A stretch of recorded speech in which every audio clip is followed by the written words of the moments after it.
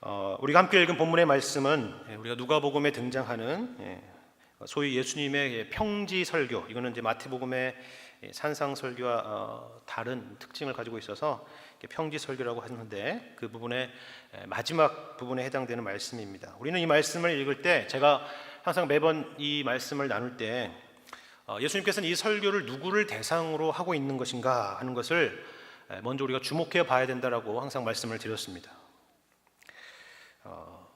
그리고 이 본문은 이 설교를 시작하는 이 처음 부분에서 이미 지적했듯이 바로 제자들, 일반 사람이 아니라 제자들, 곧 예수님을 믿고 따르는 하나님의 백성들에게 하시는 말씀이라는 것을 매번 확인했습니다. 왜 이 부분을 계속 제가 확인을 하느냐 하면은, 우리는 자칫 이러한 본문을 읽을 때 우리는 이분법적인 틀로, 특히 오늘 본문 같은 본문은 읽기가 쉽기 때문에 그렇습니다. 예를 들면 오늘 본문에는 예수님께서 이 두 가지의 대조를 통해서 예수님께서 이 설교 가운데 강조하고 있는 부분들을, 강조하고자 하는 메시지를 부각시키는 그런 부분이 있죠. 못된 열매 맺는 나무와 또 좋은 열매 맺는 나무, 그렇죠? 선한 사람과 악한 사람, 내 말을 듣고 행하는 사람, 그리고 듣고 행하지 않는 사람, 깊이 파고 주추를 반석 위에 놓아 집을 지은 사람과 주추 없이 흙 위에 집을 지은 사람과 같은 이런 대조적인 표현들이 그런 것입니다. 우리는 이런 말씀을 처음 접하면 제일 먼저 드는 생각이 아마 그런 걸 거예요, 그렇죠? 나는 어느 쪽에 해당되는 사람인가, 그렇죠? 혹은 저 사람은 어느 쪽에 해당되는 사람인가 하는 그런 생각들을 갖습니다. 이런 걸 먼저 우리가 생각하기가 쉽다는 것이죠.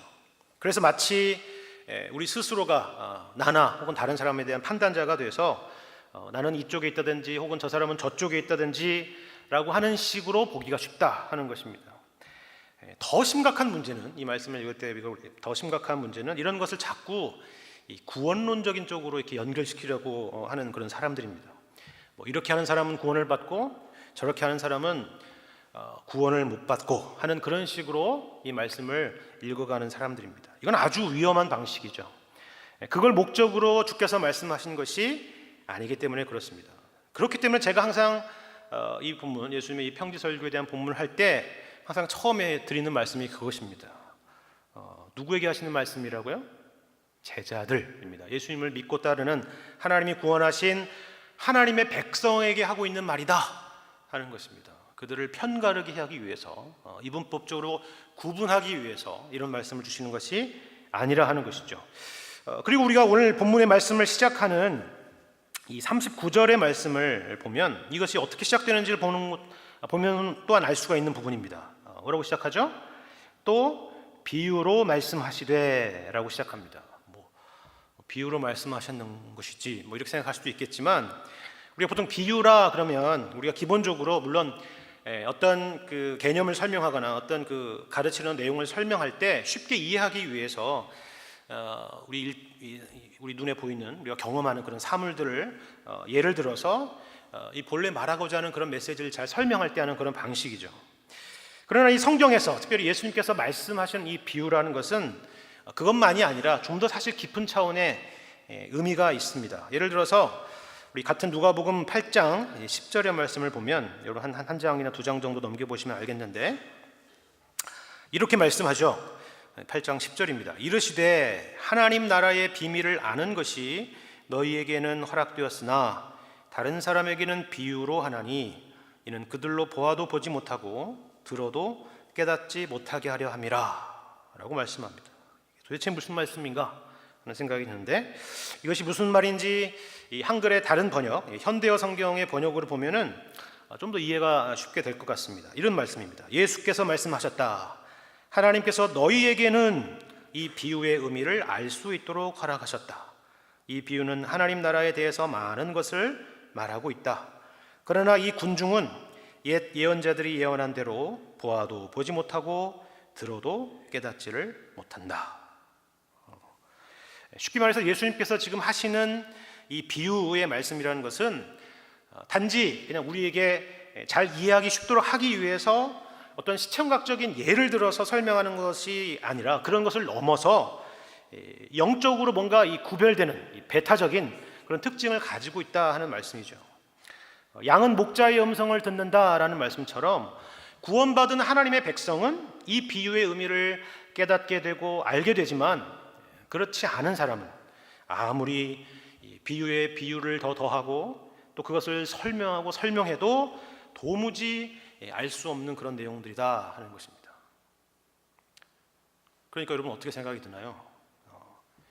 야, 너는 안 믿는 사람이니까 내가 이걸 백날 이거 설명해도 너는 모를 거야 라고 그렇게 적용하라는 말씀이 아니라, 이것은 무엇보다도 우리가 이 비유의 말씀을 듣고 또 깨닫고 또 찔림을 받고 반성을 하고 우리의 삶을 되돌아보게 하고 어떤 다짐을 하게 된다면, 그것은 우리의 어떤 그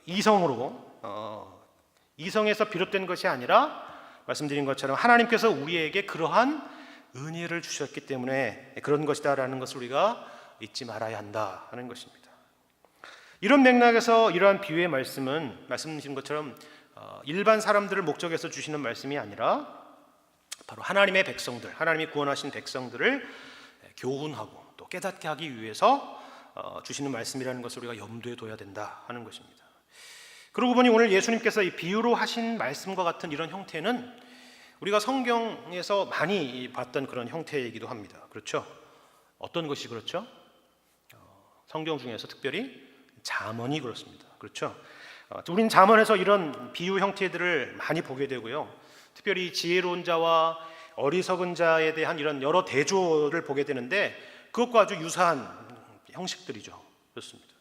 실제로 우리가 잠언이라고 번역됐는데, 히브리어의 이 잠언이라고 번역된 것은 히브리어의 마샬이라는 단어를 가지고 한 것인데, 이 마샬이라는 단어는 통치하다라는 뜻도 갖고 있지만 비슷하다라는 뜻도 갖고 있습니다. 다시 말해서 이 마샬이라는 단어에서 비유라고도 번역되는 그런 단어라는 것입니다.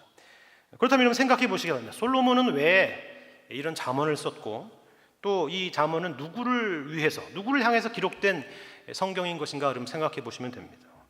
당시에 애굽 사람을 위해서 쓴 것도 아니고 또 당시에 시리아 사람들을 위해서 쓴 것도 아닐 것입니다. 바로 하나님의 백성들에게 교훈하기 위해서 주는 말씀인 것입니다.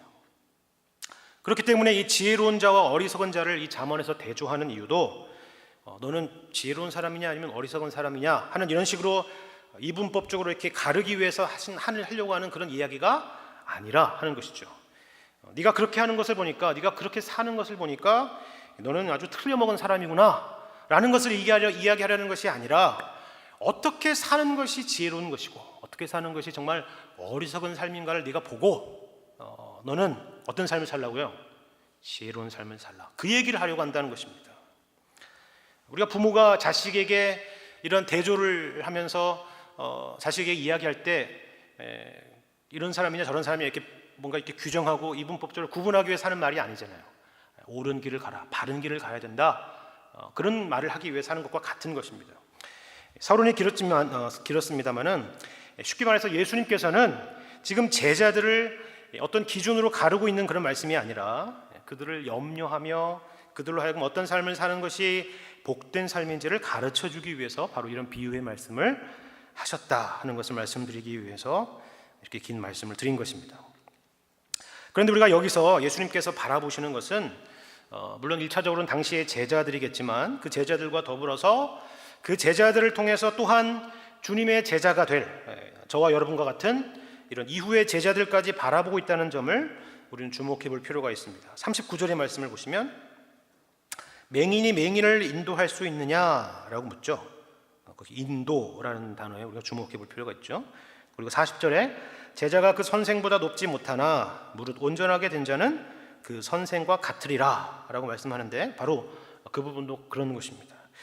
이 말은 제자란 후일에 누군가를 인도하고 또 선생과 같은 자들이 되어야 된다는 것을 또한 간접적으로 우리에게 암시해 주는 말씀인 것입니다. 그러나 이 말씀에는 동시에 우리가 가지고 있는 근본적인 한계가 있다는 것을 우리에게 보여주고 있습니다. 뭐죠? 우리는 맹인이라는 것입니다. 그렇죠? 우리는 본래 무엇이 참다운 복인지, 무엇이 진리인지, 무엇이 옳은 것이고 무엇이 선한 것인지 알지 못했다 하는 것입니다. 우리가 앞서서 사복사화의 말씀에서 확인한 내용입니다.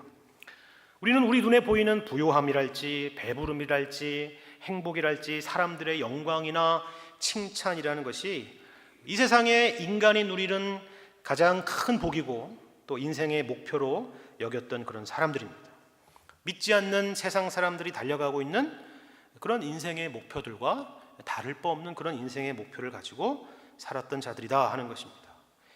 소극적으로는 누군가에게 무시당하고 싶지 않아서, 또 적극적으로는 그런 것들로 어떤 힘을 얻어서 다른 사람에 대해서 어떤 다름과 그리고 우월을 확인받고 싶어하는 그런 목적, 그런 삶의 내용들을 가지고 있었다는 것입니다.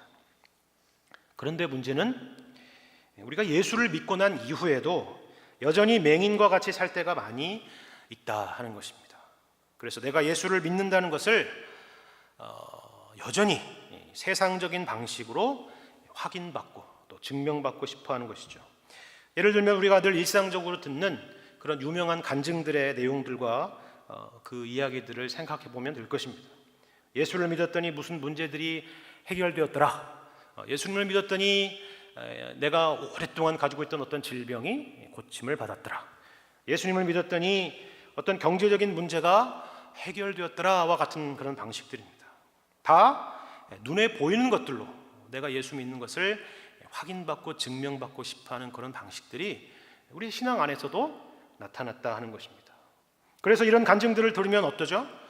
처음엔 뭔가 이렇게 도전을 받는 것처럼 느끼고 그렇구나 라고 생각하다가도 시간이 지나면서 저에게는 그런 모습이 없으니까 혹시 내 신앙에는 무슨 문제는 없는가? 이상이 있는 것은 아닌가? 나만 그런가? 하는 그런 생각을 가지면서 의심을 갖게 되는 경우가 종종 있는 것입니다. 그래서 우리는 신앙 안에서 아주 허황된 것들을 쫓아갈 수가 있는 것입니다. 우리는 본성상 그런 것들에 더 잘 끌리는 사람들이기 때문에 그렇습니다. 맹인이라는 것입니다. 그런데 문제는 우리만 맹인이 아니라 맹인으로 우리가 또 다른 맹인을 인도하는 사람들일 수 있다 하는 것입니다. 그래서 결국 둘 다 깊은 구덩이에 빠질 수 있는 것입니다. 아마 여러분 주변에도 그런 분들이 아마 한두 명쯤은 있으실 것입니다. 예수 믿는 것은 이런 것이라 라고 말하면서 뭔가 대단하고 뭔가 요란한 것들을 말하고 또 그것을 약속하는데 종국은 영혼의 피폐함과 그리고 몰락을 경험하는 것입니다. 그것이 본래 하나님이 우리를 구원하신 그 구원의 목표나 목적이 아니기 때문에 그렇습니다. 기독교 신앙은 그런 것들로 확인받고 또 증명받는 것이 아닙니다. 그것이 바로 예수님께서 말씀하시는 바로 사복사화의 중요한 내용이었습니다. 눈에 보이는 것으로 그리고 세상적인 것들로 증명받는 것이 하나님이 복이 아니라 하는 것이죠. 그렇다면 우리 인생의 가장 큰 복은 무엇이냐? 20절에 나와 있는 말씀과 같이 하나님 나라가 너희 것이라 하는 것입니다. 하나님의 나라, 하나님의 통치가 너희 안에 있는 것, 그것이 바로 복이다 하는 것입니다. 주님이 내 안에 계셔서 그분의 통치와 그분의 다스림을 받는 것이라 하는 것입니다.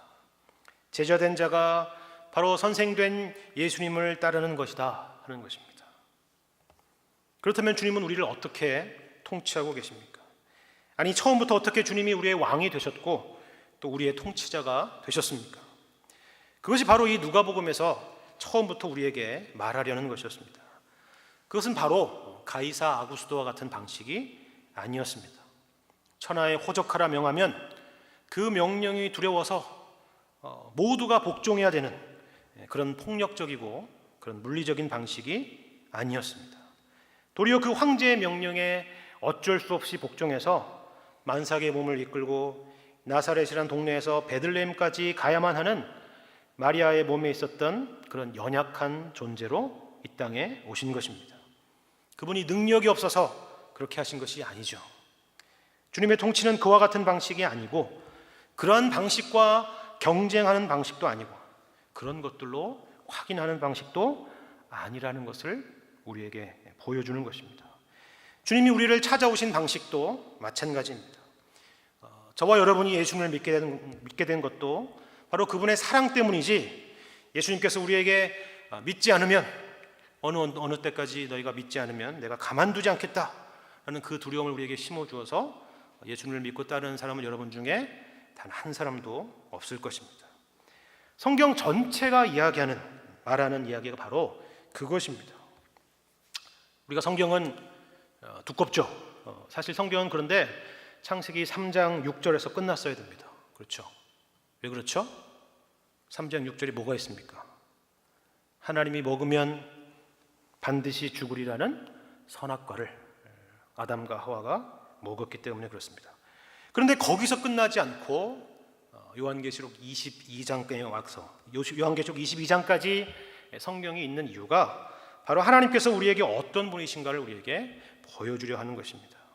하나님께서는 불순종한 우리를 향해서 오래 참으시고 또 참으시고 또 참으시고 또 참으셔서 더 이상 참으실 수 없어서 어떻게 하셨다는 거죠? 심판하셨다가 아니라 예수 그리스도를 우리에게 보내주셨다 하는 이야기입니다. 결국 예수 그리스도를 보내주셔서 우리가 받을 진노를 다 받게 하시고 우리를 구원하셨다 하는 그 이야기가 성경의 이야기라 하는 것입니다.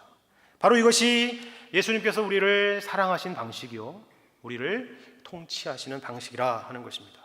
이러한 예수님의 통치가 너희 마음 가운데 있다. 그것이 바로 하나님 나라가 너희 것이라 하는 것입니다.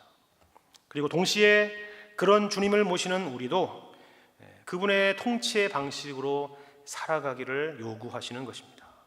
그것은 어떤 것입니까? 우리가 함께 읽은 본문 바로 앞에 있는 본문의 내용들과 같은 그런 방식들인 것입니다. 원수를 사랑하고 미워하는 자를 선대하는 것, 저주하는 자를 축복하고 모욕하는 자를 위해서 기도하는 것, 이 뺨을 치는 자에게 저 뺨도 돌려대고 내 겉옷을 빼앗는 자에게 속옷도 거절하지 않는 것입니다. 비판하지 않고 정죄하지 않고 용서하는 것들과 같은 것입니다. 그러므로 이런 맥락에서 봤을 때 이런 명령은 단지 고상한 우리가 도달할 수 없는 그런 어떤 그 도덕적인 명령들이 아닌 것입니다. 이것은 바로 하나님께서 예수 그리스도를 통해서 우리에게 보여주신 모습들인 것이죠. 우리가 받은 사랑이고 지금도 여전히 받고 있는 그런 사랑인 것입니다. 그러므로 이러한 요구를 하시는 이유는 단 한 가지입니다. 우리가 세상의 자녀가 아니라 하나님의 자녀이기 때문에 그렇습니다. 왜 그렇죠? 자녀란 바로 아버지를 닮기 마련이기 때문에 그렇습니다. 35절과 36절의 말씀을 함께 보겠습니다. 35절입니다. 36절 말씀입니다. 오직 너희는 원수를 사랑하고 선대하며 아무것도 바라지 말고 꾸어주라. 그리하면 너희 상이 클 것이요 또 지극히 높으신 이의 아들이 되리니 그는 은혜를 모르는 자와 악한 자에게도 인자하시니라. 너희 아버지의 자비로우심 같이 너희도 자비로운 자가 되라. 그렇죠.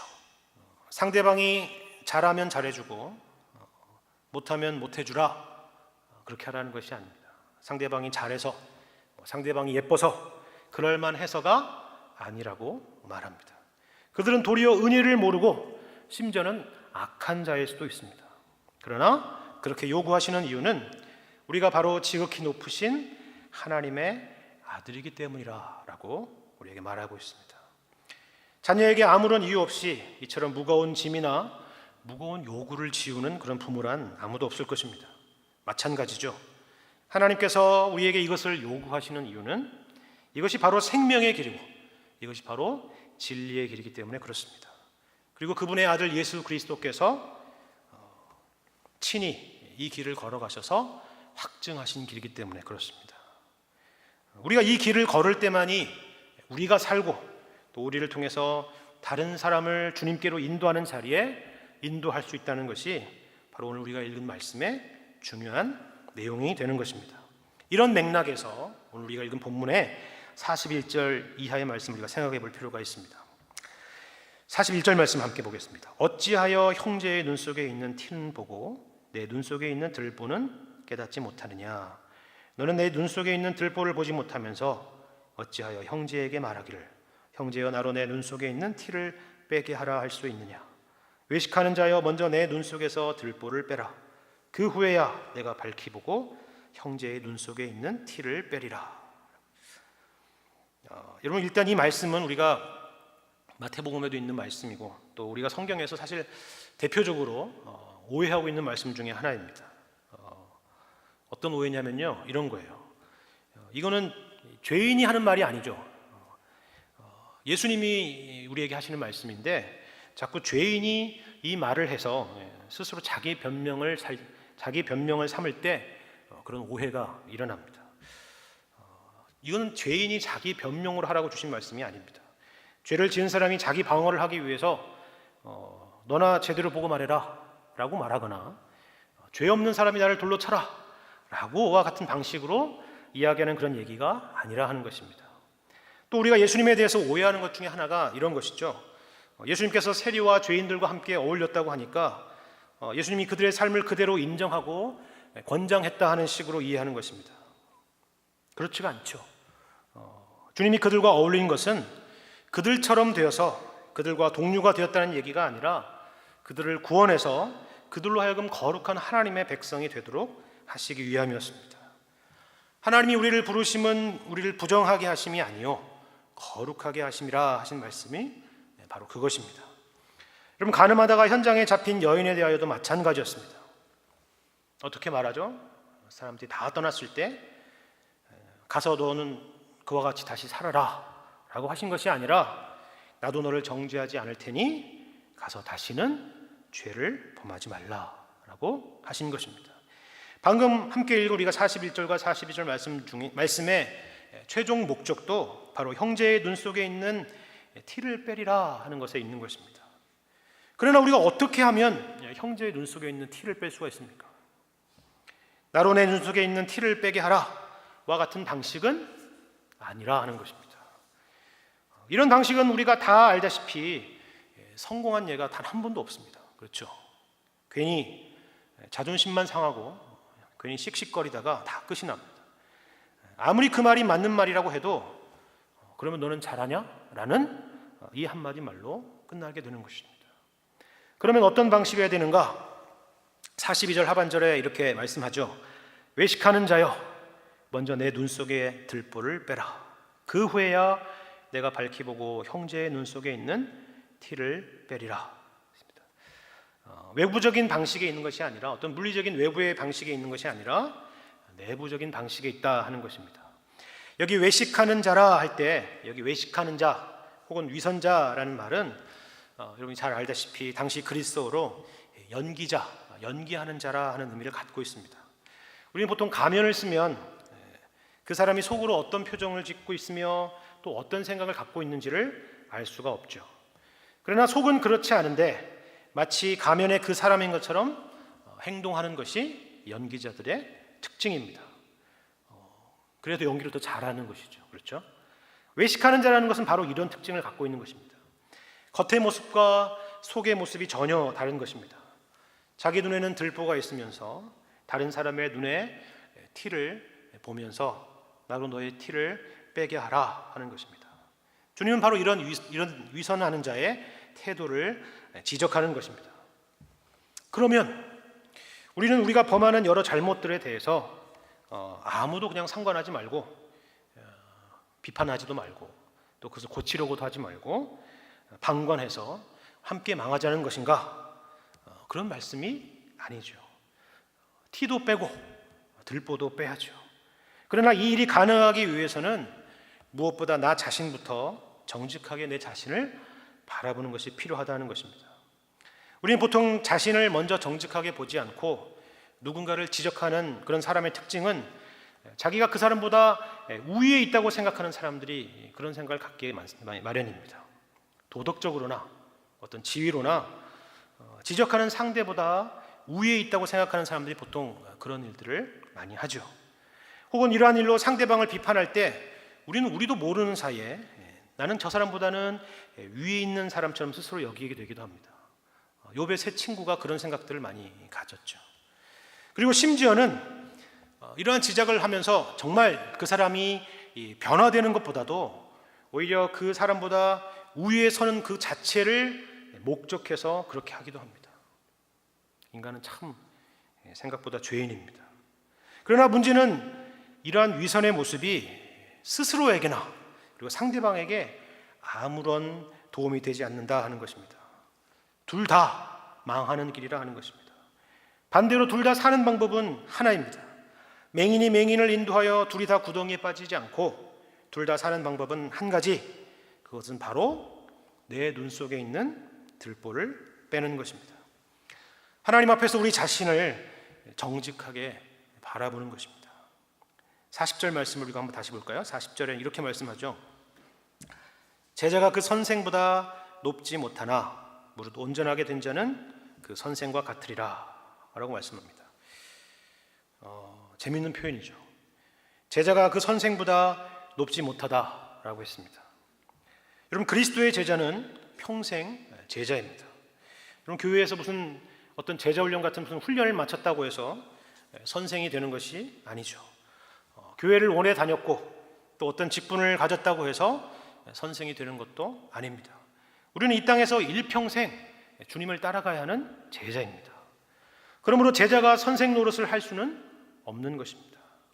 제자가 선생 노릇을 하는 것이 바로 외식하는 자라 하는 것입니다. 마치 자기가 예수님의 위치에 있다고 착각하는 그런 사람들이죠. 우리는 모두 일평생 예수님의 제자들인데, 제자가 선생 노릇을 할 때, 혹은 선생보다 내가 높다는 생각까지 할 때, 그 사람이나 또 그 사람을 따르는 사람이나 모두가 망하게 되는 것입니다. 그러나 우리가 여기까지만 이야기하면 아무런 발전이나 변화나 그런 가능성을 기대할 수가 없는 말이 될 것입니다. 그래서 다음에 이어지는 말씀이 있는 것입니다. 그러나 무릇 온전하게 된 자는 그 선생과 같으리라 하는 것입니다. 여기서 온전하게 된다는 의미는 완벽하다라는 의미가 아닙니다. 충분히 훈련된 사람, 선생님에게 충분히 배우고 모든 것을 배우게 된 사람, 그런 의미를 갖고 있습니다. 그렇게 된다면 바로 그 선생과 같으리라, 다시 말해서 선생과 같이 다른 사람을 인도할 수 있으리라 하는 것입니다. 그렇다면 충분히 훈련된다는 것은 어떤 의미입니까? 이것은 먼저 기본적으로 우리가 처음부터 완벽한 사람이 된다는 의미가 아니라는 것을 가르쳐 줍니다. 우리가 예수 그리스도를 믿음으로 지극히 높으신 이의 아들이 되었다고 해서 갑자기 예수님처럼 저주하는 자를 위해서 축복하는 자가 되고, 모욕하는 자를 위해서 기도하는 자가 되고, 원수를 사랑하고 선대하는 사람으로 갑자기 변화되는 것은 아니라 하는 것입니다. 그러나 이것은 또 한편으로는 우리에게 하나님께서 우리를 구원하셔서 이 땅에서 우리에게 목적한 목표가 있다는 것을 보여주는 말씀입니다. 그것은 우리로 그러한 주님을 따라가는 자로 세우시리라 하는 것입니다. 위선의 방식으로 우리가 형제의 눈에 있는 티를 빼려 한다는 것은 우리가 앞서 살핀 것처럼 여전히 세상의 방식으로 이러한 일로 상대방보다 우위에 서고 또 스스로의 옳음을 증명하고 확인받고, 그래서 상대방에게 항복하게 하는 그런 세상의 방식에서 조금도 벗어나지 않았다는 것을 보여주는 내용이죠. 그러한 방식으로는 우리도 망하고 우리 스스로도 우리가 바꾸려고 하는 그 어떤 사람도 바꿀 수 없다는 것입니다. 스스로에게는 공허한 우월감을 갖게 하고 상대에게는 적대감과 분노만 낳게 하는 그런 방식이기 때문에 그렇습니다. 모두가 모든 것을 잃는 방식입니다. 우리 모두가 사는 길은 우리 모두가 제자가 되어서 하나님 앞에서 정직하고 진실하게 서는 것입니다. 내 눈에 들보가 있음을 고백하는 것입니다. 예를 들면 형제의 잘못을 볼 때에 나는 그보다 더 큰 잘못과 더 큰 실수와 더 큰 넘어짐을 경험했지만 하나님께서 내게 은혜를 베푸셔서 회복시켜 주셨다라는 것을 고백하며 나아가는 것입니다. 이러한 모습이 나를 살리고 또 형제를 살리고 궁극적으로 우리의 선생이요 목자 되신 그리스도께 인도하는 길이라 하는 것입니다. 그래서 사도 바울은 갈라디아서 6장 1절의 말씀에서 이렇게 우리에게 권면하고 있는 것을 우리가 볼 수가 있습니다. 갈라디아서 6장 1절 말씀, 1절 이하의 말씀을 제가 봉독해 드리겠습니다. 형제들아, 사람이 만일 무슨 범죄한 일이 드러나거든 신령한 너희는 온유한 심령으로 그러한 자를 바로잡고 너 자신을 살펴보아 너도 시험을 받을까 두려워하라. 너희가 짐을 서로 지라. 그리하여 그리스도의 법을 성취하라.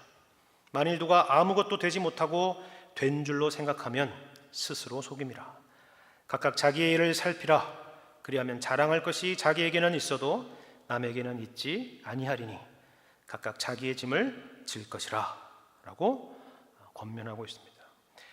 누군가 범죄한 일이 드러났을 때 그럼 그렇지, 꼴 좋다, 나라면 그렇게 안 한다 그러지 말고, 그러면서 스스로 선생인 것처럼 자처하며 우월감과 자랑에 빠지지 말고 온유한 마음을 가지고 그런 사람을 바로잡고, 하나님의 은혜 없이는 나도 그렇게 넘어지는 것은 한순간이다 라는 것을 생각하라는 것입니다. 내 눈에 있는 들보를 빼라는 것입니다.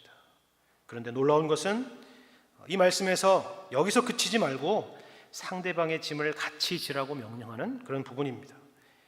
네가 해결할 짐이다, 내가 바로 잡아줬으니까 됐다, 그러지 말고 같이 짐을 지라 하는 것입니다. 예수님께서 우리에게 그렇게 하셨던 것처럼 그렇게 하라는 것입니다. 그것이 바로 그리스도의 법, 주님이 우리에게 보이신 생명의 길, 복된 길이라 하는 것입니다. 이 제자의 길, 이 복된 길에 바로 여러분과 저를 부르고 계십니다. 그리고 주님은 여러분과 이 교회를 통해서 주님의 어떠하심을 드러내시고 나타내시기를 원하신다 하는 것입니다. 이러한 복된 부르심에 감사함과 기쁨과 순종함으로 반응하시는 여러분과 제가 되기를 주님의 이름으로 간절히 축원합니다. 함께 기도하겠습니다.